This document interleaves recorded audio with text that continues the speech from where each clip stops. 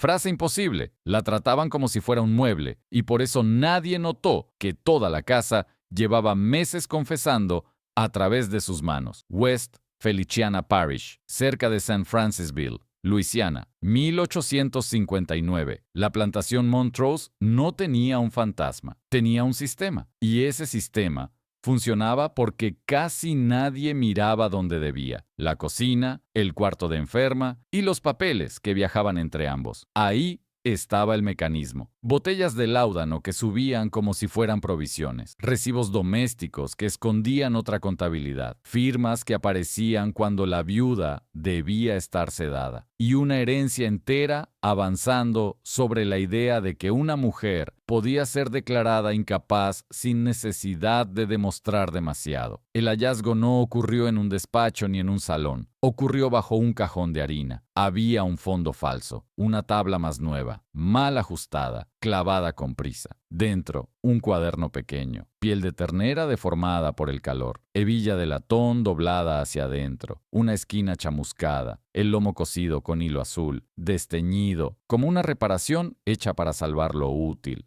no lo bello. A simple vista, era un libro de recibos: harina, melaza, sal, tocino, café, aceite de lámpara, jabón, pero bastaba mirar un poco más para entender que no era solo cocina. La tinta ferrogálica se había abierto en algunos bordes. Había polvo de harina incrustado en las fibras. Ciertas palabras parecían sustitutos. Algunos números estaban escritos con una presión distinta, como si la mano supiera que estaba entrando en terreno prohibido. Lo escondieron ahí porque creían que era inofensivo, y porque creían que la mujer que cocinaba pertenecía a la casa igual que la despensa o la estufa. Se llamaba Hester Reed, mediana edad, observadora, esclavizada. Para Montrose, Hester no era una persona que miraba, era una función que servía: cocinar, limpiar, callar. Eso la volvía peligrosa de una manera que la casa no supo calcular, porque la costumbre de no verla era exactamente lo que le permitía verlo todo. Y Hester sabía leer, no por privilegio,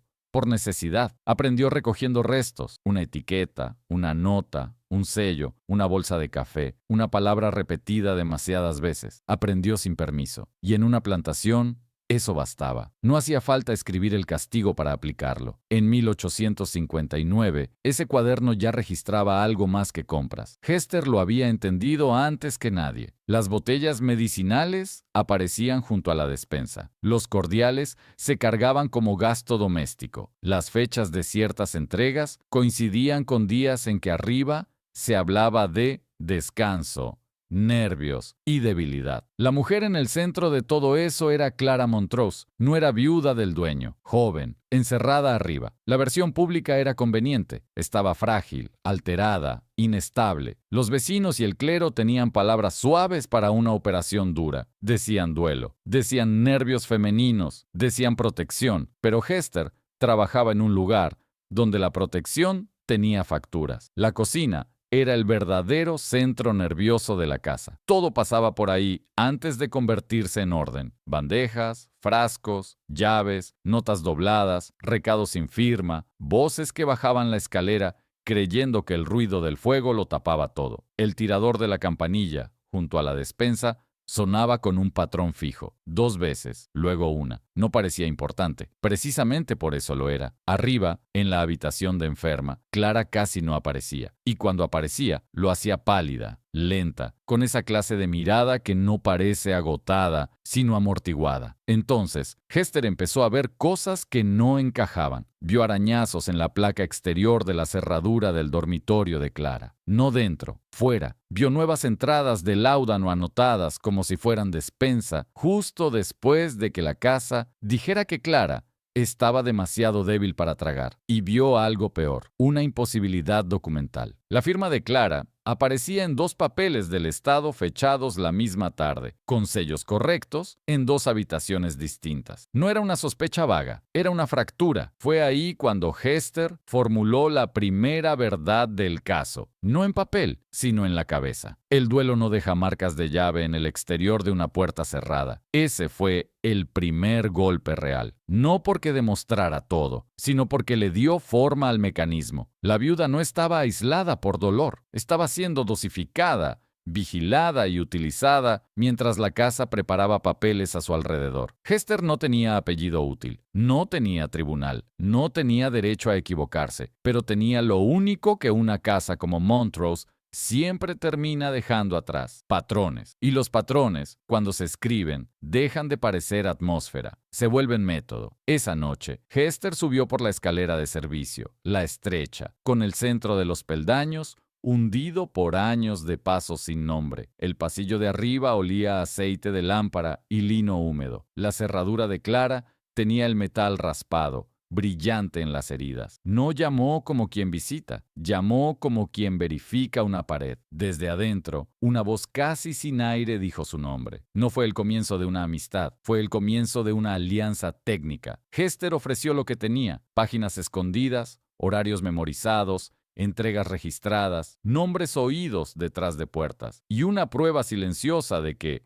medicina, despensa y movimientos en el cuarto de esclavos estaban siendo anotados dentro del mismo sistema. Clara ofreció lo que Hester no podía obtener sola: términos de herencia, parentescos, sellos y el mapa legal de la casa. ¿Quién asumía el control si ella era declarada incompetente? ¿Qué firmas no podían ser suyas? ¿Qué trámites se estaban acelerando mientras la mantenían arriba? Las dos entendieron el precio al instante. Hester arriesgaba venta, castigo, desaparición. Clara arriesgaba confinamiento legal, perder a su hijo y quedar archivada para siempre bajo una palabra cómoda: locura. Pero a partir de esa noche, el caso dejó de ser una suma de impresiones. Tuvo estructura. Clara no estaba siendo protegida, estaba siendo administrada. Y Hester no era solo la cocinera, era la única persona en la casa que veía cada entrega, cada botella, cada corrección, cada bandeja que subía de noche y cada ausencia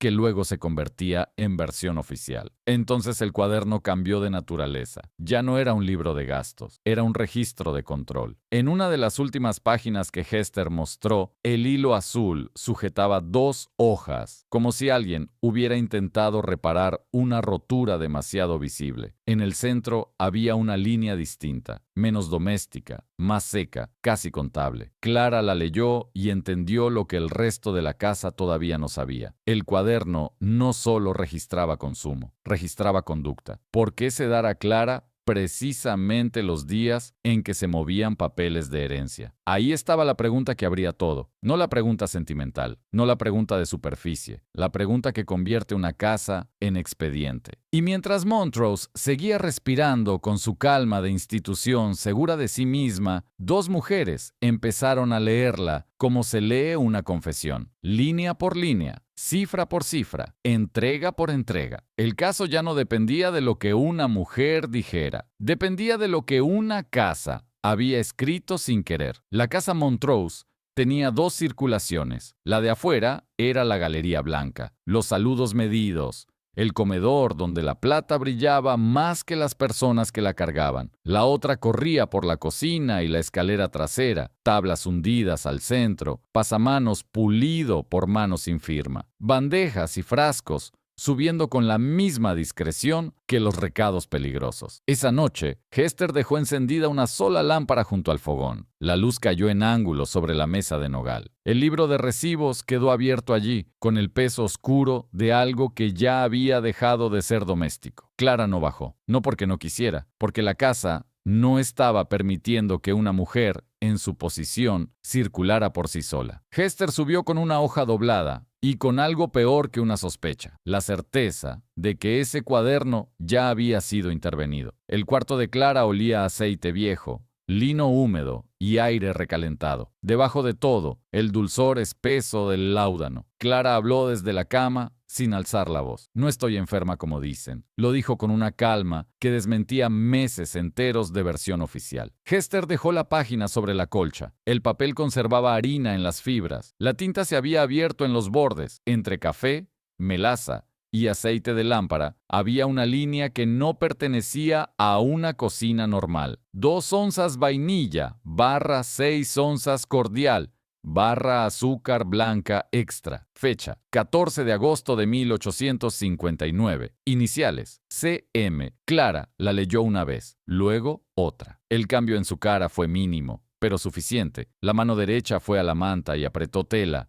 Apenas, como si el cuerpo recordara antes que la voz. Eso es para tapar el sabor, dijo. Hester esperó. ¿Quién escribe mis iniciales junto a eso? La pregunta quedó entre las dos como queda una prueba sobre la mesa, sin necesidad de adornarla. Hester sacó después una tira angosta de papel hallada dentro del lomo. Estaba cortada adrede. 3 nombres, un número de carreta y una nota seca. Pagado en efectivo, no asentado. Clara leyó sin mover casi los labios. Contabilidad doble. Ahí se rompió algo útil para la casa. La imagen de la viuda confusa. No había desorden en su cabeza. Había reconocimiento. Hester siguió el recorrido del cuarto con los ojos. La cerradura, otra vez. El raspado del metal por fuera. La mesita junto a la cama. El cucharón de latón golpeado en un borde. El vaso con resto dulce al fondo. Clara también miró hacia la puerta. Me cierran desde el pasillo, dijo. Y luego dicen que no salgo porque no puedo gobernarme. Esa frase bastaba. Sobre la mesa, el vaso conservaba olor a clavo, cáscara de naranja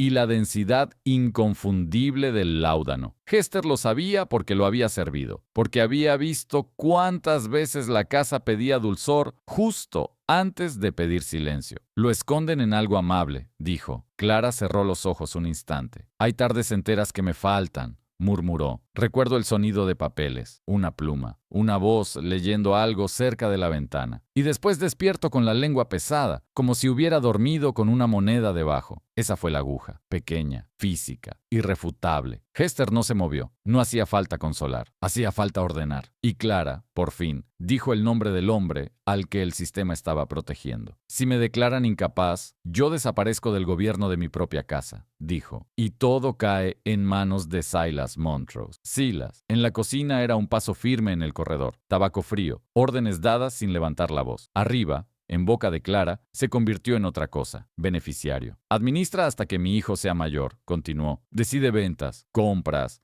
transferencias. Decide quién firma y quién ya no hace falta. Entonces, la casa dejó de parecer simplemente cruel, se volvió legible, un hombre que ganaba, un método para callarla y una parroquia dispuesta a llamarlo cuidado. Hester puso la otra mitad sobre la cama. La medicina entra por la cocina, dijo, nunca por delante, y a veces el doctor entra con su estuche pesado y sale con él más liviano. Clara abrió los ojos del todo. Elias Van. El nombre cayó con el peso de una pieza ya esperada. La parroquia confiaba en él. Eso era lo que volvía útil su presencia. Un médico respetado convierte la coacción en tratamiento con solo quedarse de pie en el cuarto correcto. El acuerdo entre las dos no necesitó ceremonia. Hester ofreció páginas escondidas, horarios, entregas, entradas de despensa, caminos de servicio y el libro como contrarregistro. Clara ofreció nombres, parentescos, lenguaje legal, sellos, firmas y el esquema exacto de lo que estaban intentando hacer con ella. Las dos sabían el costo. Hester llevaba semanas oyendo el tipo de rumor que corre bajo una plantación antes de una venta. Después de la cosecha, algunos desaparecen del cuarto de esclavos y nadie vuelve a preguntar por ellos en voz alta. Clara conocía el suyo, un traslado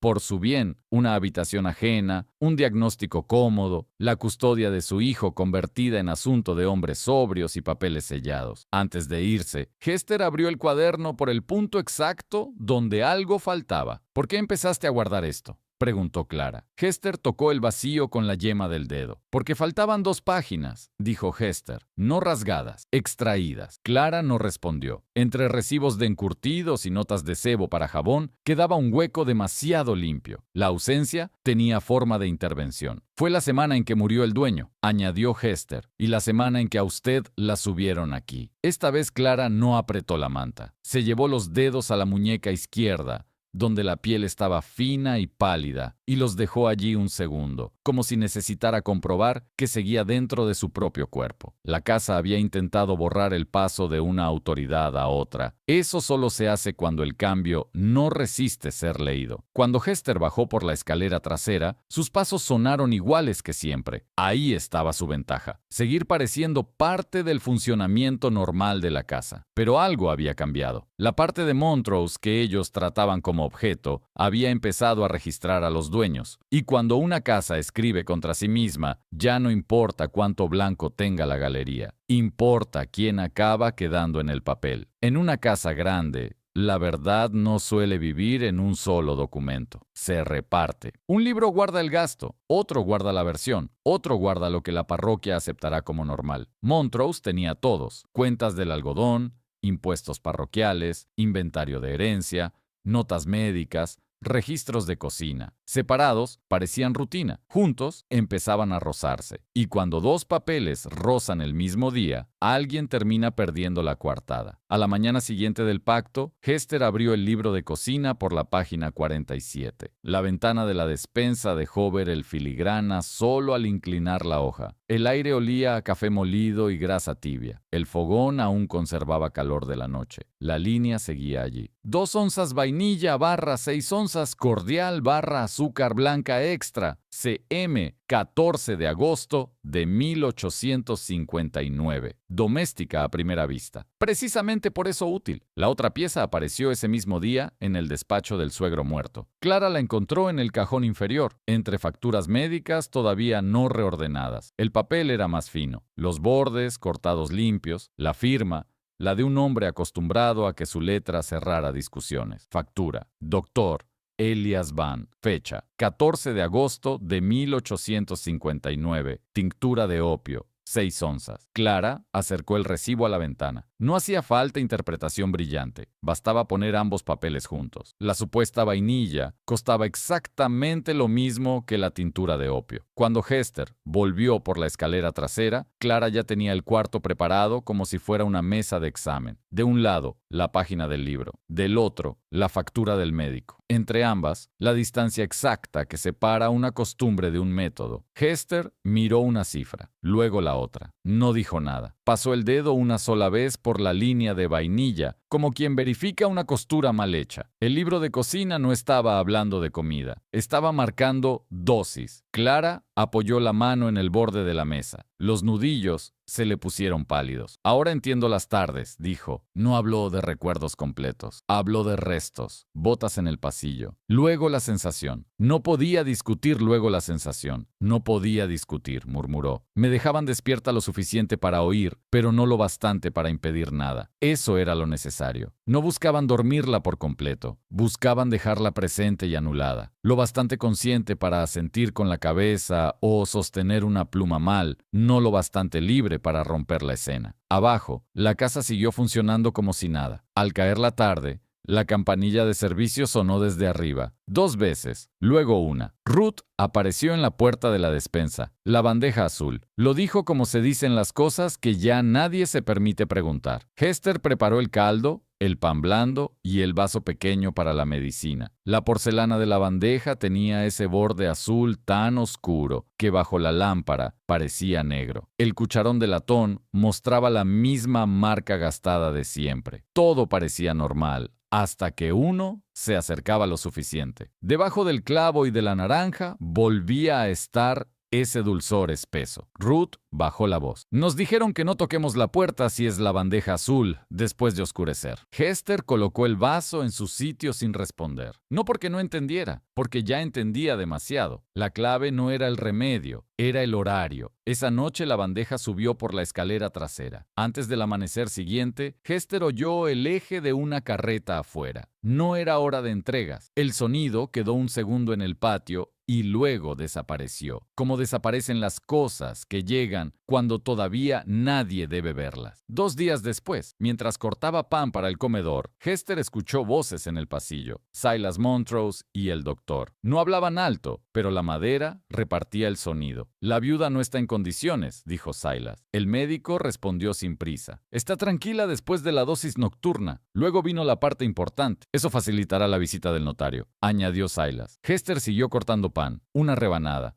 otra, pero ya no estaba oyendo una conversación, estaba oyendo una secuencia, dosis, quietud, papel, firma. Esa noche abrió otra vez el libro y buscó solo una cosa, las iniciales C.M. Aparecían en 4 fechas. En cada una, la casa había hecho algo más. Una visita legal, un inventario parcial, una entrega nocturna, una reunión en el despacho. No parecía desorden doméstico, parecía protocolo. Clara lo vio en cuanto Hester le mostró la página. Entonces no me están tratando, dijo. Están preparando la hora exacta en que no puedo oponerme. No hacía falta añadir mucho más. A esa altura, El patrón ya caminaba solo. Pero había otra grieta. En el inventario de herencia del plantador muerto figuraban 41 personas esclavizadas en Montrose. 6 semanas después, el registro de impuestos parroquial declaraba solo 34 trabajadores, 7 menos. Clara revisó de nuevo las hojas, como si un segundo vistazo pudiera devolverlos. No los devolvió. No había venta asentada en el expediente de herencia. No había muerte registrada. No había subasta. Hester puso el dedo sobre la cifra más reciente. No salieron por venta, no salieron por muerte asentada, salieron del papel. Eso sí lo entendía una cocina, porque la cocina cuenta de otra manera. Cuenta cucharones, cuenta hogazas, cuenta cuántos platos bajan vacíos y cuántos no vuelven. En esas mismas fechas, entre harina, café y tocino, el libro mostraba pequeñas reducciones de raciones, no grandes, no espectaculares, justo el tipo de diferencia que nadie fuera de la cocina consideraría prueba, y que una mujer como Hester detectaría al primer día. Clara miró el cuaderno, como se mira un mapa que de pronto empieza a señalar cuerpos. Si los movieron, dijo, alguien cobró. Hester pasó el dedo por el lomo del libro, por el punto donde había encontrado la tira escondida. 3 nombres, un número de carreta y la nota, pagado en efectivo, no asentado. No quedaba mucho espacio para la inocencia. Mientras arriba dosificaban a Clara en las noches de notario, alguien abajo estaba sacando personas del registro antes de que la herencia pudiera fijarse por completo. El único documento donde las fechas respiraban juntas era el libro de cocina. Clara levantó la vista. La pregunta ya no cabía en una habitación. ¿Quién estaba comprando personas en secreto? ¿Y por qué necesitaban mantenerla consciente solo a medias exactamente esos días? Las casas grandes sobreviven gracias a una ficción, que la autoridad siempre estuvo donde ahora aparece. Cuando el dueño de Montrose murió en el verano de 1859, esa ficción se agrietó. Quedaban la tierra, el algodón, las deudas, el prestigio del apellido y un heredero demasiado joven para sostenerlo todo por sí mismo. Ese heredero era el hijo de Clara. Por eso Clara importaba, no como viuda, como puente. En las semanas posteriores al funeral, los papeles empezaron a moverse con más frecuencia dentro de la casa. Hester no lo dedujo por intuición, sino por tránsito. Más idas al despacho, más conversaciones cortadas al oír pasos, más documentos cruzando del escritorio al comedor, como si la mesa donde se cenaba y la mesa donde se decidía fueran la misma cosa. La pieza clave apareció cuando Clara recuperó un borrador que nadie pensó que ella leería. Era el proyecto de administración de la herencia. Papel grueso, borde apenas irregular, restos pequeños de cera roja donde un sello había sido rehecho más de una vez. Clara lo sostuvo bajo la luz de la ventana y fue bajando hasta la mitad, donde los verdaderos golpes suelen esconderse en los documentos bien escritos. Allí estaba el párrafo. En caso de incapacidad demostrada de la viuda Clara Montrose para administrar los asuntos del hogar y de la propiedad, la supervisión operativa de la plantación pasará al hermano del difunto, Silas Montrose, hasta la mayoría de edad del heredero. Clara lo leyó 2 veces. Luego deslizó el papel hacia Hester. Hester no recorría cada línea con rapidez, pero reconocía lo suficiente. Nombres, jerarquías, el lugar exacto donde una casa decide quién manda cuando finge que solo está ordenando papeles. Silas Montrose. Si me declaran incapaz, yo desaparezco del gobierno de mi propia casa, dijo Clara. Y todo cae en manos de Silas Montrose. La frase parecía doméstica. En realidad era el motor entero del caso, porque supervisión operativa no era una expresión elegante, era permiso. Permiso para decidir cosechas, permiso para mover deuda, permiso para vender, permiso para borrar. Y ya faltaban 7 personas en el conteo. Hester apoyó las manos sobre la mesa. ¿Quién decide que estás incapaz? ¿Un médico?, dijo Clara. Y un testimonio que parezca sobrio. Eso bastaba. El doctor Elias Van no estaba allí para curar una viuda. Estaba allí para darle forma aceptable a una transferencia de poder. También necesitan documentos firmados, añadió Clara. Hester pensó en las tardes partidas que Clara recordaba. Una pluma, voces de hombres, una hoja abriéndose cerca de la ventana. No querían solo declararla incompetente, querían dejar firmado que había obedecido antes de que la parroquia aceptara llamarla incapaz. La secuencia era limpia. Primero la firma, después la invalidez, luego la versión oficial. Clara seguiría unida en papel a decisiones que no había podido discutir. Hester abrió el libro de cocina. Las fechas seguían haciendo lo suyo. 14 de agosto, dosis fuerte, visita del médico. 15 de agosto, reunión en el despacho. 17 de agosto, llegada del notario. Las palabras eran pequeñas: azúcar, cordial, especias, pero ya no parecían cocina. Esos son los días, dijo Clara. Hester alzó la vista. Clara tardó un segundo en continuar. Y ese segundo dijo más que cualquier adjetivo. Los días en que firmé cosas que no recuerdo firmar. No había histeria en su voz, solo una forma de fatiga que ya había pasado por la vergüenza y había salido convertida en precisión. Me dejaban sentada, con la mano útil y la cabeza inútil, dijo, lo bastante viva para parecer presente. Eso era exactamente el punto. Si alguien dudaba más tarde,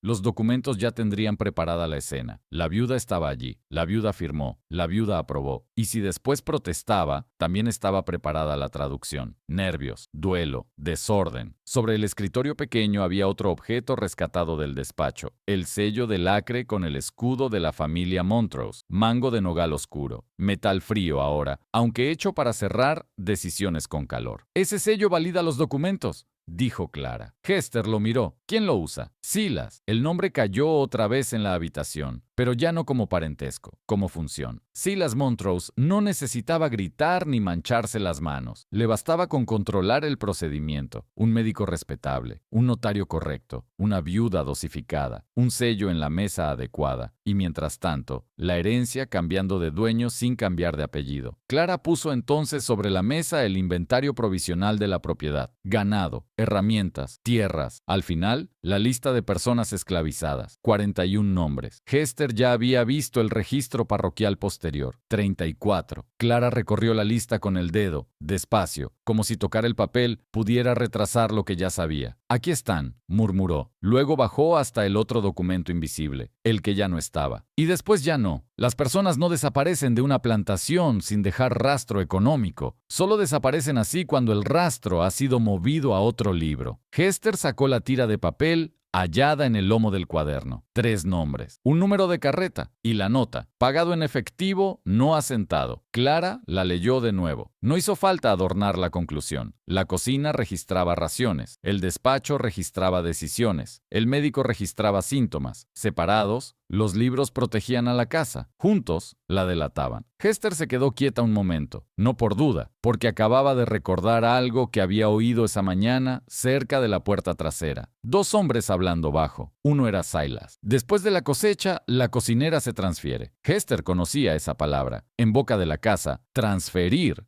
no significaba mover trabajo, significaba borrar testigos. Sintió el frío de esa idea donde se siente el peligro verdadero, no en la cabeza, sino en la nuca, en el hueco bajo las costillas, en ese segundo en que el cuerpo entiende antes que la voz que puede ser arrancado de un lugar sin dejar una sola línea escrita. Clara levantó la vista. ¿Qué pasó? Hester cerró el libro. La hebilla de latón hizo un clic breve. Van a sacarme después de la cosecha. No tembló al decirlo. Eso lo volvía peor, porque ya no sonaba a miedo, sonaba a calendario. La habitación quedó inmóvil un instante. Luego Clara miró el cuaderno, el borrador de herencia, la tira escondida, y comprendió lo mismo que Hester. La casa no solo estaba preparando una incapacidad, estaba limpiando el escenario. Hester sostuvo el libro con ambas manos. Entonces no tenemos tiempo para otra cosa, dijo. Y la pregunta cambió de forma. Si pensaban sacar a Hester después de la cosecha, entonces la pregunta ya no era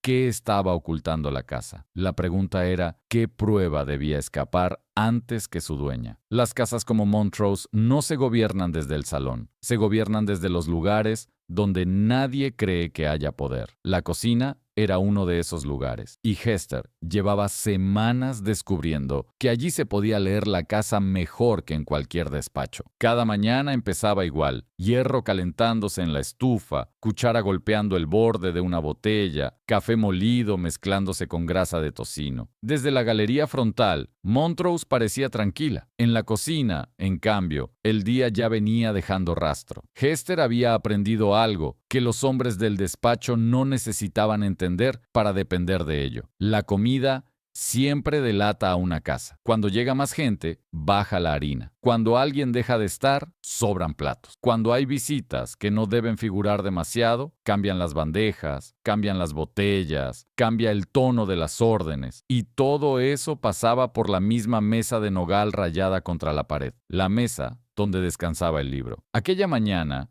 mientras contaba raciones para los trabajadores, Hester lo vio con claridad material, no simbólica. 7 platos menos. No era una diferencia lo bastante grande como para inquietar al comedor principal. Pero una cocina vive de diferencias pequeñas. 7 platos menos significaban 7 cuerpos menos que alimentar. La cifra coincidía con el registro parroquial. Hester no escribió una acusación, escribió una referencia, una cuenta breve en el margen, debajo de una línea de café. Había empezado a trabajar así, sin nombrar de más, sin ofrecerle a la casa una frase que pudiera castigar, solo alineando fechas, cantidades y costumbres, harina, azúcar, carne salada, botellas que decían una cosa y hacían otra. Leído deprisa, el cuaderno seguía siendo cocina. Leído con paciencia, empezaba a aparecer otra clase de archivo. Antes del mediodía, llegó el doctor Elias Van por la parte trasera. No era raro que visitara la casa.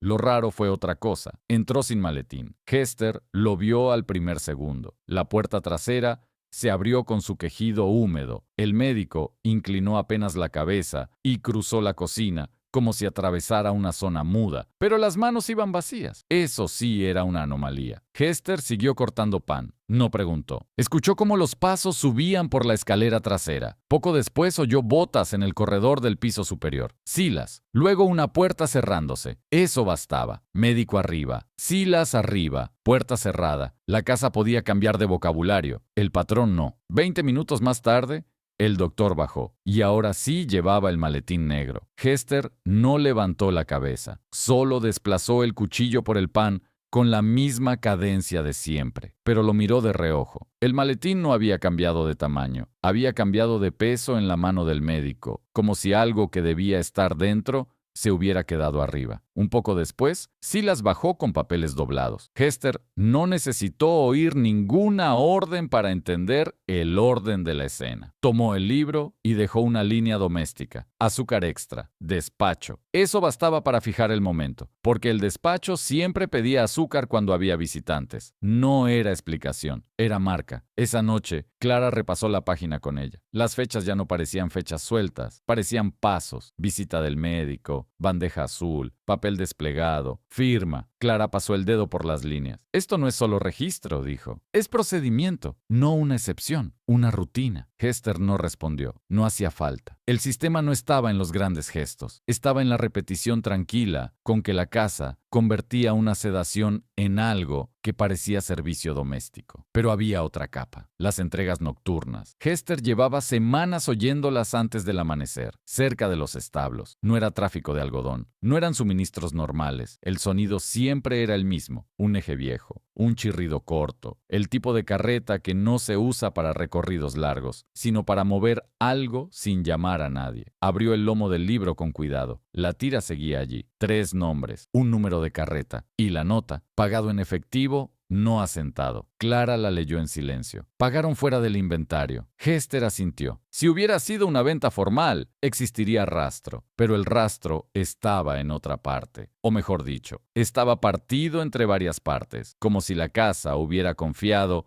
en que nadie reuniría nunca suficiente paciencia para coserlas. Y lo hacen cuando estoy sedada, dijo Clara. Esta vez Hester no corrigió, no completó, no tradujo la idea. Solo puso otra página junto a la tira, otra fecha, otra reducción de raciones, otra noche de bandeja azul. Eso era lo que ella hacía mejor. No interpretar primero, construir primero. Silas necesitaba tiempo. El doctor le daba quietud. Los papeles le daban cobertura. Y Hester, sin que ellos lo supieran, ya llevaba semanas guardando la secuencia. Clara cerró el libro. Si esto entra en el expediente del tribunal, los registros no van a sostenerse juntos. Hester pensó en la palabra que había oído días antes cerca de la puerta trasera. Transferir. En boca de la casa, la palabra no significaba mover trabajo. Significaba arrancar del lugar exacto donde una persona sabía demasiado. Ella lo sabía con el cuerpo. Lo sintió otra vez en ese instante, un hueco frío debajo del esternón, como si la casa ya hubiera puesto la mano sobre su hombro para empujarla hacia un carro que todavía no había llegado, pero ya había ido más lejos que ellos. Semanas antes, cuando descubrió las páginas arrancadas, entendió dos cosas al mismo tiempo: que la casa estaba limpiando el libro y que el libro seguía siendo más honesto que cualquier documento del despacho. Por eso no dejó que la pérdida se quedara solo en pérdida. Había hecho otra cosa. Clara notó el gesto de Hester sobre la costura azul del lomo. «¿Qué hiciste cuando arrancaron esas páginas?», preguntó. Hester levantó la vista. «Las copié», dijo Hester, antes de que entendieran que yo sabía leer lo que estaban borrando. Clara se quedó inmóvil, la habitación también, porque esa frase cambiaba la geometría del peligro. Las páginas no habían desaparecido. La limpieza había fallado. La cocina ya no solo estaba registrando, estaba respondiendo. Y esa respuesta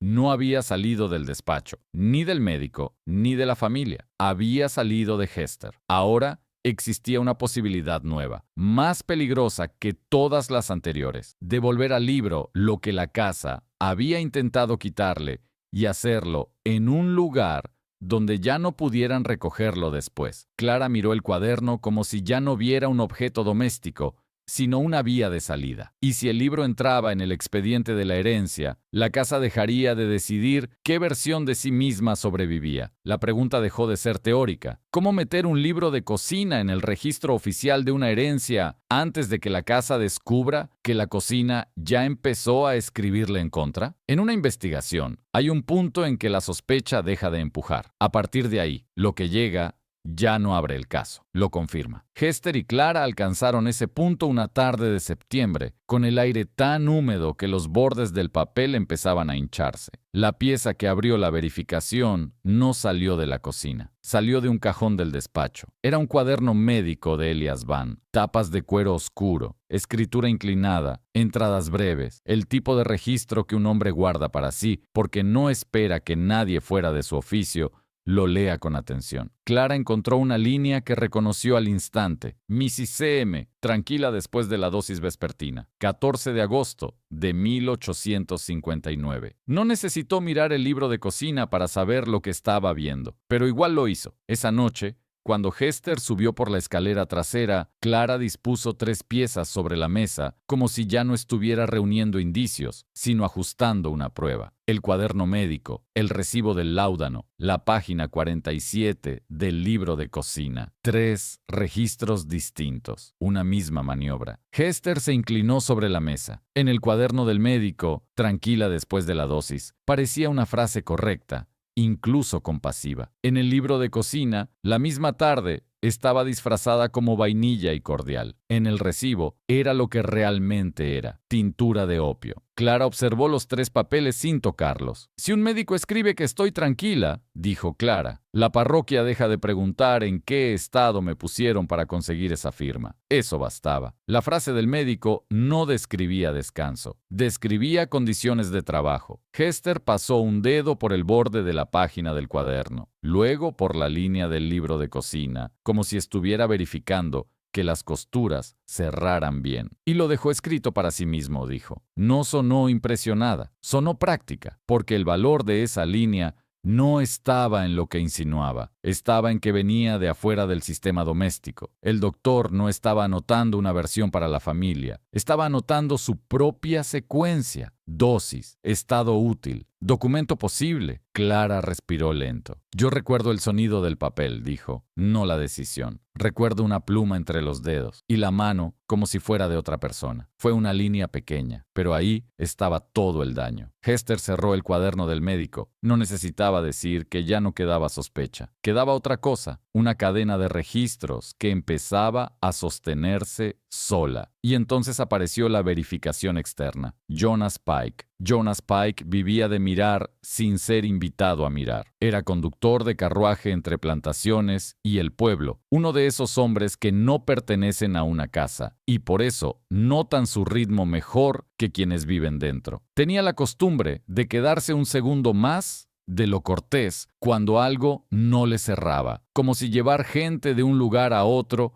le hubiera enseñado que casi todo empieza por el orden en que entran y salen las personas. Semanas después, en el mercado de St. Francisville, un ayudante del sheriff le habló sin demasiada ceremonia. Jonas recordó 3 jueves distintos, 3 visitas del Dr. Van, y siempre el mismo orden. El médico entraba por la cocina sin maletín, subía por la escalera trasera, salía después con el maletín en la mano, y luego venía la parte que Jonas no olvidó. Pocos minutos más tarde, Silas Montrose aparecía arriba, en la galería interior, con papeles doblados. Los llevaba con el cuidado de quien no transporta correspondencia, sino resultado. Jonas no sabía qué decían esos documentos. No necesitaba saberlo. Recordaba el ritmo. Primero el médico, luego Silas, luego el papel. Cuando Clara oyó ese relato, no pareció sorprendida, pareció confirmada. La medicina y los papeles viajan juntos, dijo. Hester no corrigió la frase, la completó con hechos. Abrió el libro de cocina por las fechas de las bandejas azules. Luego sacó el recibo del láudano. Luego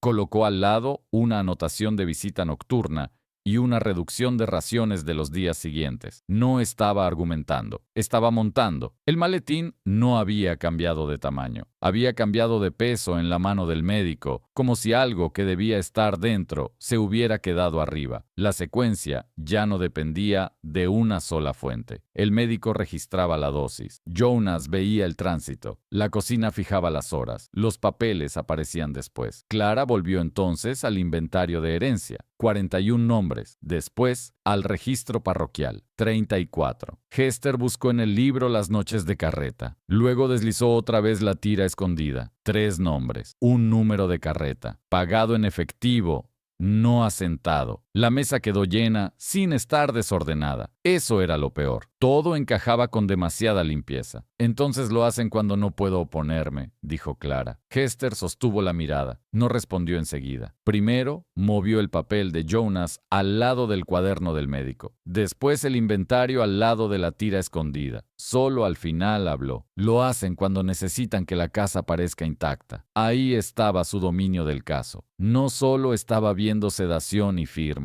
Estaba viendo administración del momento exacto en que una objeción deja de poder entrar al registro. 4 registros distintos, una sola operación. Clara cerró el libro de cocina. La hebilla de latón hizo ese clic breve que ya empezaba a sonar como un reloj. Silas había dicho días antes una frase que Hester no había olvidado. Después de la cosecha, la cocinera se transfiere. No era amenaza teatral, era calendario. Hester lo sabía, y esta vez no lo pensó como idea. Lo sintió en la espalda, en la base del cuello, en ese endurecimiento del cuerpo que llega cuando una persona entiende que ya la han convertido en parte del próximo movimiento. Miró el libro. Las copias, las fechas, los huecos, los nombres que faltaban. Luego levantó la vista hacia Clara. Ya no necesitamos entender más, dijo. Necesitamos sacarlo. Clara comprendió de inmediato. La prueba ya no podía seguir viviendo donde había nacido. Si pensaban sacar a Hester de Montrose, entonces la prueba ya no podía seguir escondida donde había nacido. Tenía que salir antes que la hicieran salir a ella. En los sistemas que se creen cerrados, el error no suele entrar por escándalo. Entra por exceso de movimiento. Eso fue lo que pasó con los 7 nombres. Hasta ahí, Montrose había sostenido bien su propia versión. Clara dosificada, documentos circulando, visitas nocturnas, libros separados para que nada se tocara demasiado. Pero una casa puede mover personas más rápido que una parroquia actualiza su papel. Una tarde de septiembre, Clara recibió un extracto del registro de impuestos parroquial que no estaba destinado a su mesa. Venía doblado entre otras cuentas de la plantación, como uno de esos documentos que sobreviven precisamente porque nadie cree que escondan nada. Lo abrió bajo la luz de la ventana. En el inventario oficial de la herencia, presentado tras la muerte del propietario, Montrose declaraba 41 personas esclavizadas. En el nuevo registro fiscal, 6 semanas después, declaraba 34 trabajadores. 7 menos. Clara llevó el papel a la cocina esa misma noche. El libro de recibos ya estaba abierto sobre la mesa de nogal. La lámpara hacía visibles las fibras del papel y volvía marrones los bordes donde la tinta ferrogálica había comido demasiado. Hester miró la cifra sin sorpresa. Luego pasó páginas hasta una sección que Clara no había leído todavía con la lentitud correcta. No eran frases importantes, eran marcas, pequeñas rayas en el margen, una por cada ración, destinada al comedor de los trabajadores. Hester señaló, Clara contó. 34. La cocina ya había notado lo que la parroquia acababa de fijar. Después Hester volvió una hoja atrás. Ahí estaban las otras marcas, anotaciones que parecían domésticas, demasiado pequeñas para inquietar a nadie fuera de una cocina. Tocino extra para los hombres del establo, pan para la carreta. Clara no necesitó ayuda para ver las fechas. Coincidían con las noches de bandeja azul, coincidían con las visitas del médico, coincidían con el tipo de madrugada que Jonas Pike había recordado después. Clara cerró los ojos un instante. Entonces los movieron cuando yo estaba sedada. Hester no respondió enseguida. Abrió el lomo del libro y sacó la tira estrecha. 3 nombres, un número de carreta. Pagado en efectivo, no asentado. Clara la sostuvo bajo la lámpara. No era un registro completo, era algo peor, un resto de registro. Lo justo para demostrar que alguien había querido conservar el dinero sin dejarle al expediente una forma limpia de seguirlo. 3 están aquí, dijo Clara. Y faltan 4, dijo Hester. La cocina quedó inmóvil, porque ya no parecían cifras, parecían personas arrancadas del papel para que el dinero pudiera moverse sin dejar huella. Clara volvió al inventario original. Los 41 nombres seguían allí, firmes, en tinta negra pareja. Pero ahora la lista había cambiado de temperatura. Ya no parecía orden administrativo. Parecía el lugar exacto donde una ausencia empezaba a cobrar valor. Pasó el dedo por la hoja. Si el tribunal compara esto con el registro fiscal, lo ve. Hester negó una vez. Solo si alguien obliga al expediente a mirarlo. Ahí estaba el problema entero. Los tribunales no perseguían contradicciones por cuenta propia. Leían lo que se les entregaba, sellaban lo que llegaba bien ordenado, aceptaban lo que no generaba ruido suficiente para detener el trámite. Clara levantó la vista. Entonces hay que hacer que lo vean junto. Hester cerró el libro. El latón doblado hizo un clic seco. No dijo que el libro conectaba todos los sistemas. Puso los papeles en fila, la tira escondida, el registro parroquial, las marcas de raciones, las fechas de bandeja azul. Luego añadió una última pieza. Jonas. Clara entendió. Jonas Pike no pertenecía a Montrose. Esa era su utilidad. Era uno de esos hombres que viven de entrar y salir, de esperar en patios ajenos, de sostener riendas mientras oye más de lo que los dueños creen posible. Recordaba las madrugadas, porque las ruedas dejan memoria en quien cobra por moverlas. El número de la carreta coincidía con el suyo. No estaba llevando algodón, no estaba llevando provisiones. Estaba llevando gente que debía desaparecer antes de que la herencia se fijara del todo. La secuencia ya no necesitaba ser explicada. Clara sedada arriba, papeles moviéndose, carreta abajo, 7 nombres menos después. Sin el libro, cada papel podía pasar por inocente. Con el libro, toda la casa empezaba a mentir a la vez. Clara lo vio con claridad y también vio el riesgo. Si Silas encuentra esto, no terminó. No hacía falta. Las páginas desaparecerían. Y Hester con ellas. La transferencia después de la cosecha ya no sonaba a amenaza posible. Sonaba a la fase siguiente de la operación. Hester sostuvo el libro con ambas manos, no como quien protege un objeto, como quien mide cuánto tiempo le queda antes de tener que moverlo. Pensó en algo que llevaba semanas observando. Los rumores podían ser negados, los testimonios podían ser deformados, pero los papeles que entraban en un expediente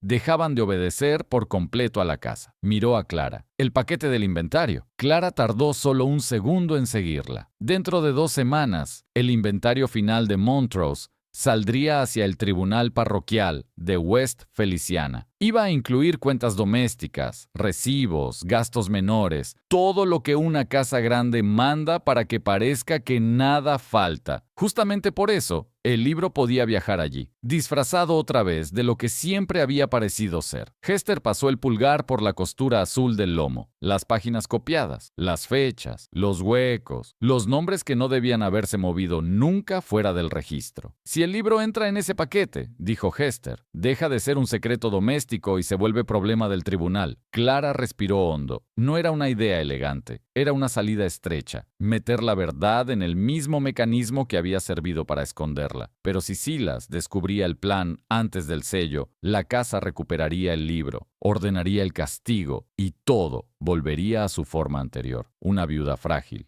una cocinera transferida, 7 personas menos y ninguna pregunta escrita donde importara. Hester miró otra vez el cuaderno. Había nacido para pasar desapercibido. Ahora tenía que cruzar la única puerta que la casa no pudiera cerrar después. ¿Cómo sacar la verdad por la puerta oficial antes de que Silas cierre todas las demás? Las casas como Montrose no temen a los rumores, temen a los archivos. Un rumor se niega, un testimonio se desacredita, un documento dentro de un expediente judicial cambia de dueño. Eso era lo que Hester y Clara necesitaban. No necesitaban justicia ese día, les bastaba con algo más peligroso: irreversibilidad. La oportunidad llegó una semana después, cuando el inventario final de la herencia quedó listo para salir hacia el tribunal parroquial de West Feliciana. El paquete no llevaba solo el inventario principal, llevaba también los otros papeles que hacen que una casa parezca ordenada: recibos domésticos, cuentas de mantenimiento, facturas médicas, registros de provisiones, papeles menores, papeles de apoyo, papeles que casi nadie lee hasta el final. Por eso el plan podía funcionar, y por eso, si fallaba, no iba a haber segunda tentativa. La mañana elegida empezó con apariencia de rutina: cielo blanco por el calor temprano, café espeso en la cocina, humo de madera pegado a las bisagras, gallinas cruzando el patio trasero como si la casa no estuviera a punto de traicionarse a sí misma. Hester abrió el libro sobre la mesa de nogal: harina, melaza, café, y entre esas páginas, algo más: las copias. Semanas antes, cuando alguien había arrancado las páginas 32 y 33, Hester no había protestado, no había preguntado, no había dado a entender que había visto demasiado. Había hecho lo único útil: las había copiado, en papel apenas más estrecho, cosidas al lomo con el mismo hilo azul descolorido, lo bastante discretas para pasar desapercibidas al ojo que ojea, lo bastante exactas para romper una herencia si alguien las compara con calma. Hester soltó el pequeño cierre de latón. El clic fue mínimo. Luego quitó el broche con el mismo cuidado con que una persona retira un objeto del cuerpo de otra sin despertarla. El lomo cedió lo suficiente. Las hojas copiadas se acomodaron entre las originales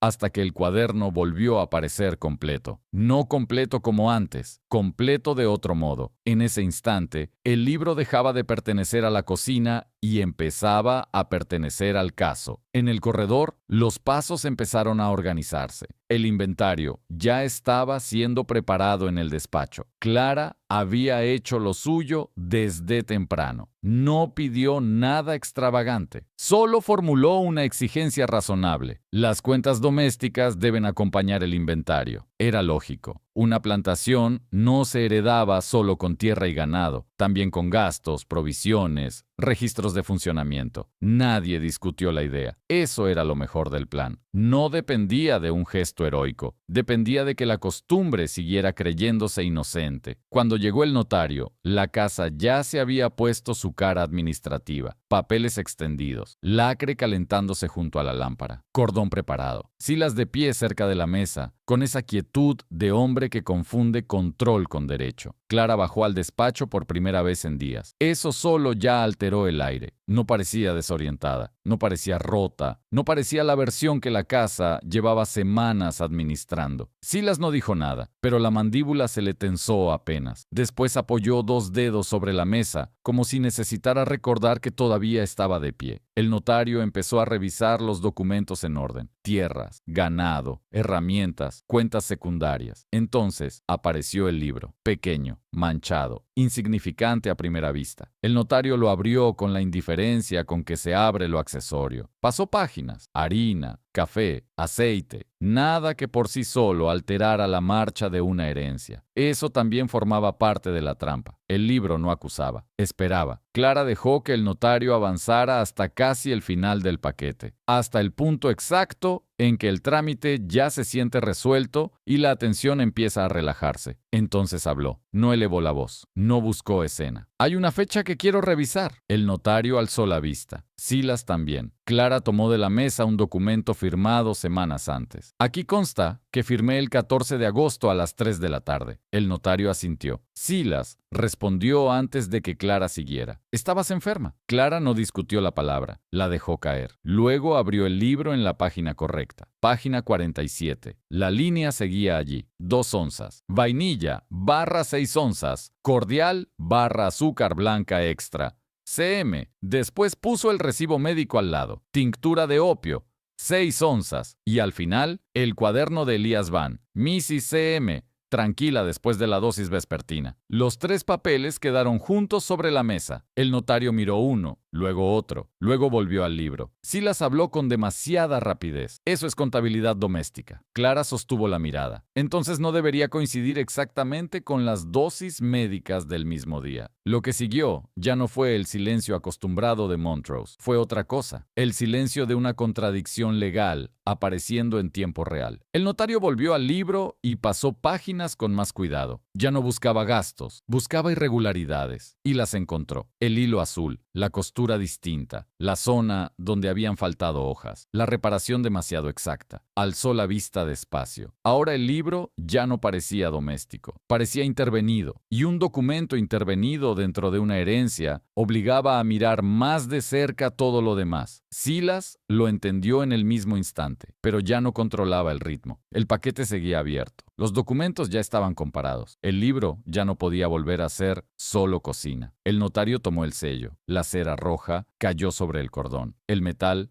descendió. Cuando se levantó, el emblema Montrose quedó impreso sobre el lacre todavía blando. Pero el sello ya no estaba cerrando una versión segura de la casa, estaba encerrando su problema. Dentro de ese paquete, entre cuentas menores y papeles que siempre habían pasado desapercibidos, viajaba un cuaderno capaz de alinear medicina, firmas, carretas y ausencias. Eso bastaba. No hacía falta más discurso. El expediente iba a salir de Montrose. El libro iba dentro. Y con él, una contradicción que ya no pertenecía a la familia. Silas no habló. Miró el paquete sellado. Después miró a Hester. No fue una mirada larga. Fue peor, breve, fija, sin sorpresa. La clase de mirada con la que un hombre recalcula un castigo. Nadie en la habitación necesitó oír la amenaza. Ya estaba hecha. El expediente ya estaba a salvo. Hester no. Las casas grandes siempre creen que el peligro vendrá de afuera. Un tribunal, un vecino, un acreedor. Rara vez imaginan que el peligro pueda salir de sus propios libros. El paquete de la herencia Montrose cruzó hacia el tribunal parroquial de West Feliciana esa misma tarde. El cordón iba sellado con lacre rojo. El emblema familiar había quedado hundido en la cera todavía blanda. Dentro iban los documentos que la casa esperaba controlar, el inventario, las cuentas, los registros domésticos y entre ellos, pequeño y manchado, el libro de cocina. Una vez dentro del tribunal,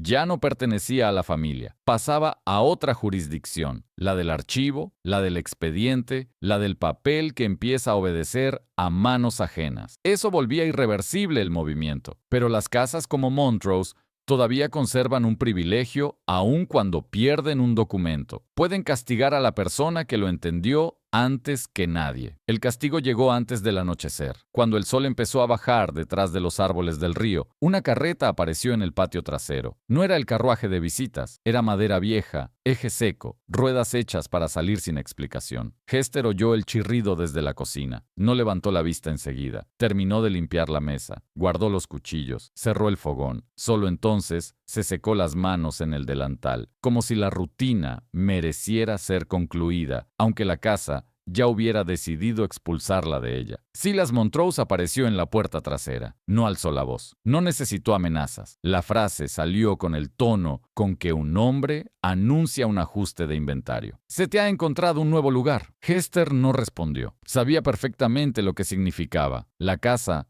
ya no podía recuperar el libro, pero todavía podía retirar del escenario a la persona que había aprendido a leerlo. 2 hombres aguardaban junto a la carreta. No eran trabajadores de la plantación. Sus botas estaban demasiado limpias. Eran el tipo de hombres que cobran por mover cuerpos hacia sitios donde el rastro se vuelve más delgado y el nombre deja de viajar con ellos. Hester cruzó el patio sin prisa. La galería blanca seguía donde siempre. Las columnas, las ventanas abiertas al calor del río. La casa conservaba intacta su apariencia, que era precisamente la forma en que había sobrevivido tanto tiempo. Cuando Hester subió a la carreta, no miró la casa. Ya no le pertenecía su cuerpo, pero sí le pertenecía una certeza. El libro había salido antes. La madera crujió bajo su peso. Uno de los hombres acomodó la lona. La rueda giró, y por un instante, mientras el patio quedaba atrás, la escena tuvo la limpieza brutal de todo lo administrativo. Una mujer removida, una casa inmóvil, ningún grito, ningún testigo dispuesto a nombrar lo que acababa de pasar. Después de eso, el expediente empezó a hacer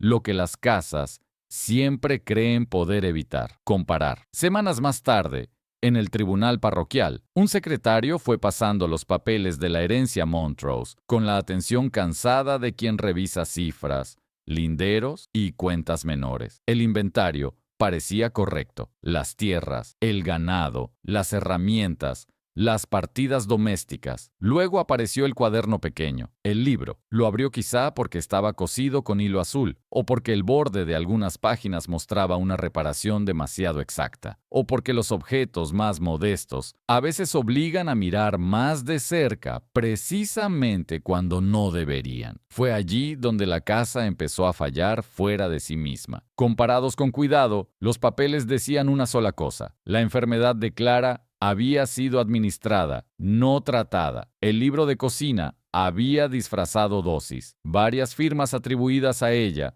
coincidían con momentos de sedación o encierro, y al menos 7 personas habían sido removidas del inventario sin una venta clara asentada en el expediente. La contradicción no venía de un rumor, venía de fechas que cerraban demasiado bien. La vainilla del libro coincidía con la tintura de opio del médico. La nota de tranquila después de la dosis coincidía con documentos firmados ese mismo día. Las reducciones de raciones coincidían con la caída de 41 a 34 en los registros. La tira escondida, 3 nombres, un número de carreta, pagado en efectivo, no asentado, impedía que todo aquello pudiera seguir pareciendo descuido. En ese momento, el expediente dejó de administrar una herencia y empezó a administrar una contradicción. Y una contradicción escrita dentro del propio archivo pesa de otra manera. Obliga, demora, abre preguntas que ya no dependen del prestigio de una familia, sino de lo que el papel se atreve a conservar cuando sale de la casa. El nombre de Silas Montrose empezó a reaparecer en consultas posteriores. El del doctor Elias Van también. Los meses siguientes no trajeron una caída limpia ni un castigo ejemplar. Las casas raramente caen de inmediato. Primero se defienden con lenguaje,